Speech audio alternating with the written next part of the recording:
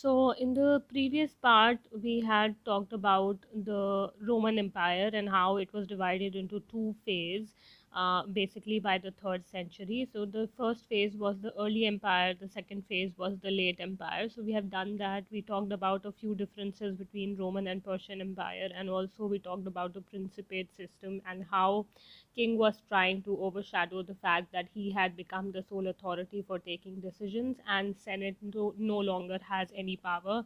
So he kept making people believe that senate still has the powers to make decisions, and the king is just one of the leading citizens. He is not above anybody, he is just equal to all other citizens, but entrusted with the responsibility of taking decisions. So these were the two pillars, that is the king in himself and the senate, and the third pillar we talked about was the army which was present there. And we again have read about the fact that senate was mostly filled with people of Italian descent, also those who were a nobility class, the wealthy class of the Roman Empire. Plus, the Senate were filled with people who were the ones who used to write history of the Roman Empire, and that is why whatever texts that we have obtained from this time, they might be biased because senatorial people had their own interest, and sometimes they had exaggerated various facts in order to prove the other two pillars not up to the mark. So this is all that we have done in the previous part. Now moving on with the same subtopic, we are again reading about the Roman Empire. So next important point is about the expansion of Roman Empire. So it is very important that if you should always know that a king or an empire always has this craving to have a much more larger empire. So obviously Roman Empire, whatever it was, it only became very very strong and great because it kept on expanding gradually by absorbing the small kingdoms that lay on its boundaries. So this was accomplished by absorbing a whole series of dependent kingdoms that lay on the boundaries of the Roman territory. Especially such small kingdoms were famous in the Near East. Near East is an area that is towards the east of Mediterranean. So that part had several number of small kingdoms, and these kingdoms were dependent on the Roman Empire. So gradually Roman Empire had absorbed these small kingdoms in its own boundaries, and therefore the independent status of these states had disappeared completely and it was swallowed by Rome in itself. Okay, next important point here is that there is a natural question that might be raised in your minds, that how was it possible for such a large empire to thrive for such a long time? Like there has to be a particular organization, just as in present times India has a proper administrative bureaucratic structure. There is a proper hierarchy of how orders are passed from top to bottom, how they are implemented, how Indian landmass is divided into so many provinces, and these provinces are again organized by the state governments, etc. So this is the kind of organization that is required for maintaining the stability of a particular area. So naturally the question comes to our mind is that how was it possible for such a large empire as of Rome to become stable and be so powerful at the same time? So we are going to read about the provincial organization. So basically what had happened was, except for Italy, all other areas or territories under the Roman empires were organized into provinces, and all of these provinces were required to pay certain taxes to the center. So this is how all the provinces were made to pay taxes, that is they were made dutifully bound to pay taxes to the center. And the provinces were divided based on the territories, the geographical areas. So, as at its peak in the second century, the Roman Empire stretched from Scotland to the borders of Armenia. You can see it on the map, and from Sahara to the Euphrates. So, this is from east to west and north to south.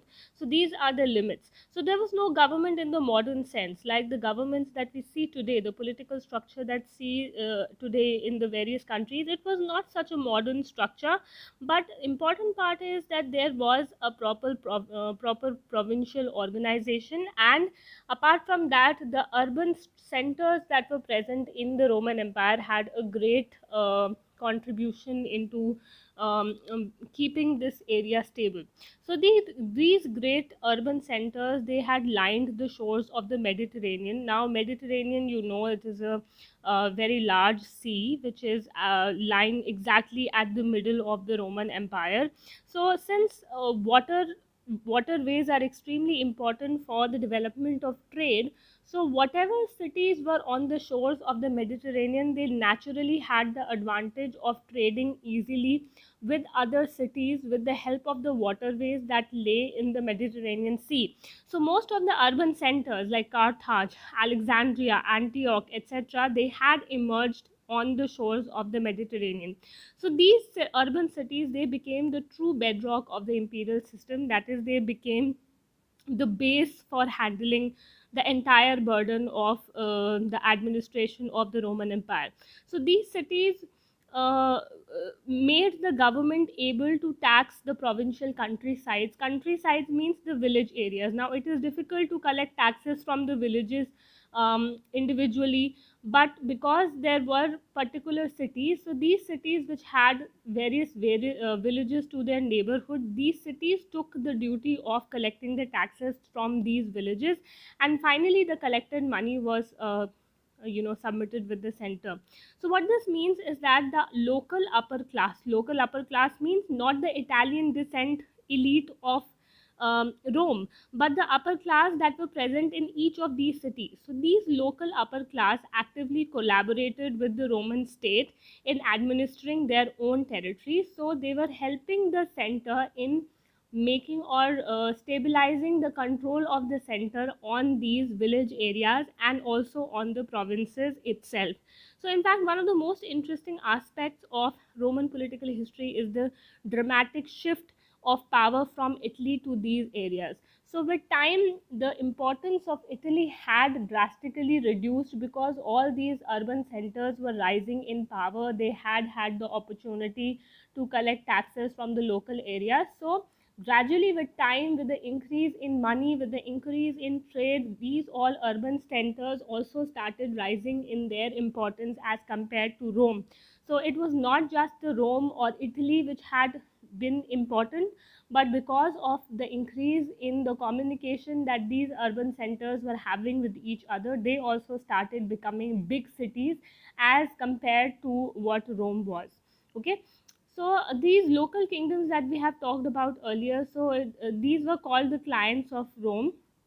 So wherever these provinces lay, these provinces were made beautifully bound that in times of crisis or emergency, when there is a war, these cities were asked by the king to dedicate their entire armies to the center so that the center can fight on behalf of the entire empire. So that is why the urban centers or these cities were dutifully bound to give up their armies in the time of emergency so that the center can itself fight the warring classes.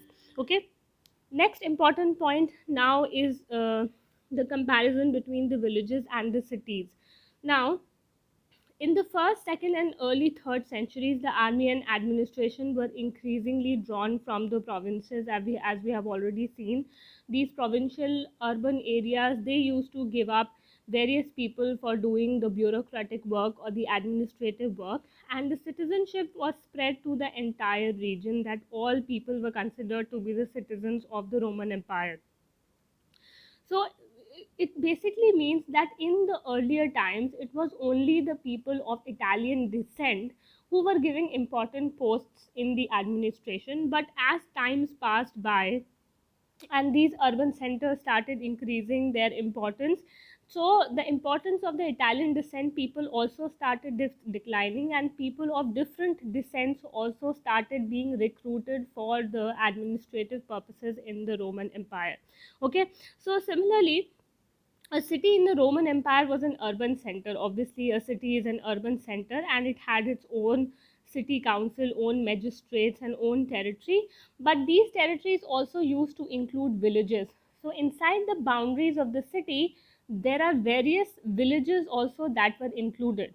So, important part is that two cities would never have their boundaries overlapping with each other, but two villages might be overlapping inside the two cities. So that is one point of difference.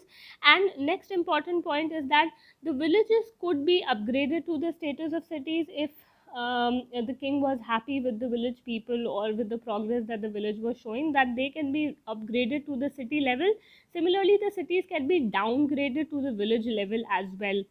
So, based on the fact whether the king was happy or upset with the city or a village, a particular area can be upgraded or downgraded in its status.